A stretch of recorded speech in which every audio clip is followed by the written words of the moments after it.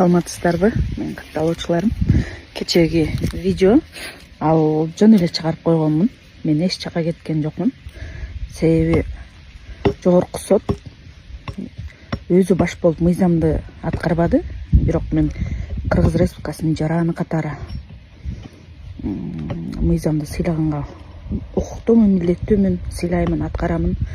Мен ошол мыйзамды сыйлабай чет өлкөгө чыгып кетсем, мени 3 жылдан 5 жылга чейин эркиндигимден ажыратылам. Мен чет өлкөгө чыгып кетсем деле болот, бирок мен 2 кызымдын келечеги үчүн мен чыга албаймын. Азыр ата-энем эгип өстүрүп чоңойтуп калтырып кеткен бакты кышында ушинтип катын алгычаң отун ал дейт го.